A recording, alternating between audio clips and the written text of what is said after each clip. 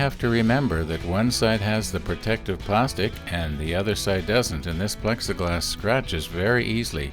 This is the real big downside of not using glass.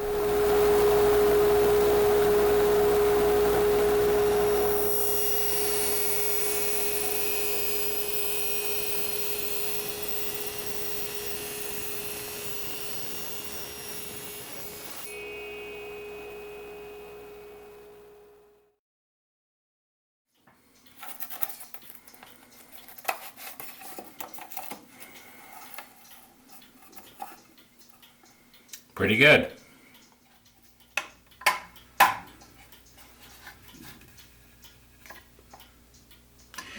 Now I realize I didn't get a whole lot done here yesterday, that's why I didn't post a video.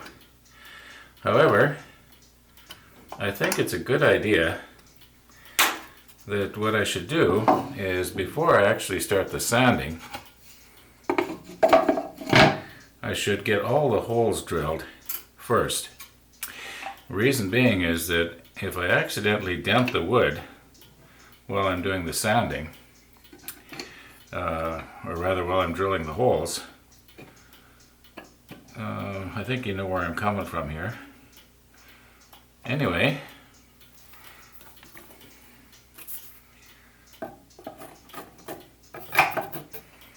okay, so now I just have to determine how long it has to be this way and cut it off accordingly, and then drill my holes for the screws, and also where this one is going to go on this side, it'll lift up like this. I'm going to use a magnet. I'm going to have to drill a hole here and a hole here. Yeah, I think this is going to look okay.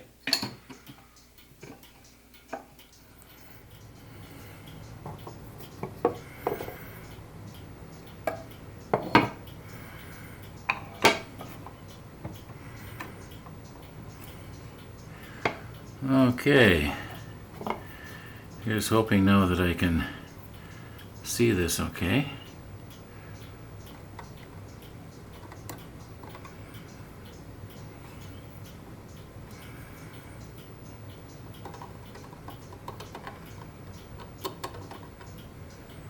All right.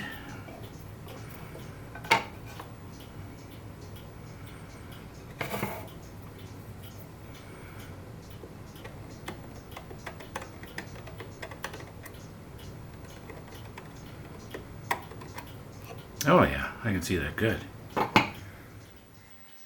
Now, because these screws are only about ½ an inch long, the pilot hole does not have to be real deep. I think that'll be just about right.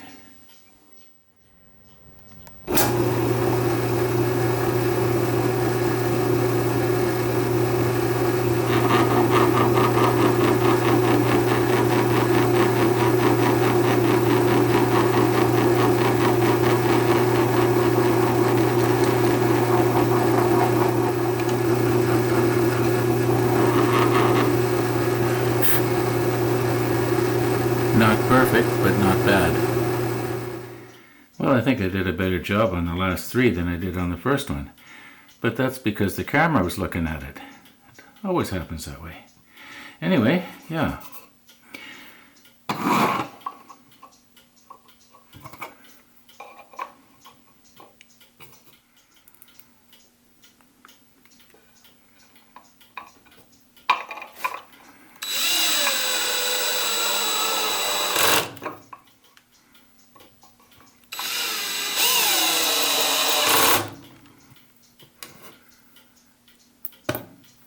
Now I have my slip clutch set at the absolute minimum torque.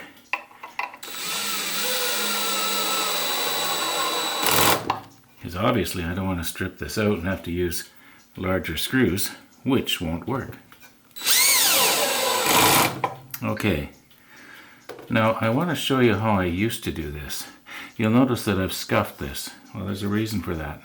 Same reason why you scuff a brass tube. Okay, let me put on my macro lens here so I can show you better. Now in the past, when I'd want to find out, where should I drill the hole in the piece that's going to go on here, I used to do this. I used to put these little screws that I made up with little sharp pointy ends, and I'd put them in here like this. I'll just do one because you get the idea, and I'd center it, and I'd put the piece of wood on there and I'd press down. And where there was a mark, I would know that's where I have to drill my hole. But I have since found a better way, and that's why I scuffed this. Now I know I've mentioned this before, but whenever I do a glue up, I always like to do a dry run first. So I've got these cardboard shims here.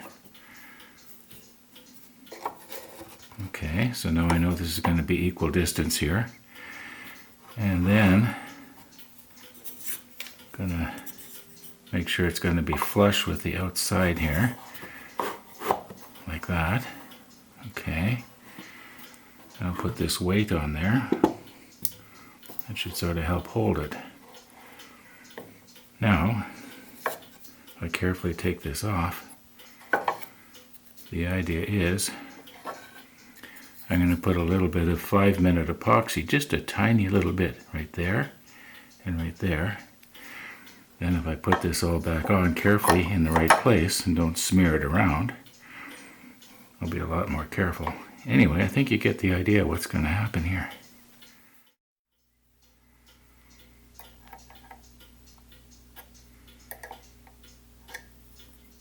Okay, now remember now, I don't want very much.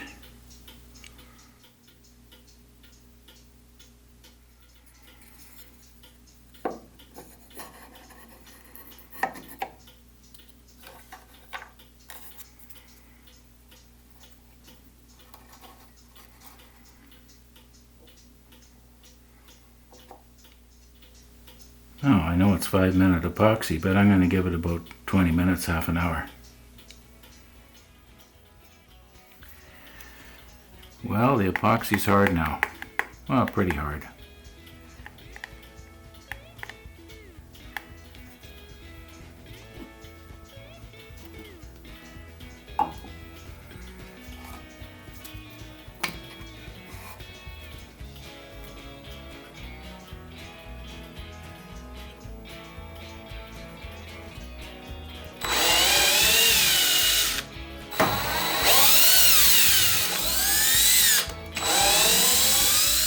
Okay, now it should be pretty obvious. All I have to do is drill the holes right there, and yeah, can't go wrong actually. That's going to have to be tomorrow.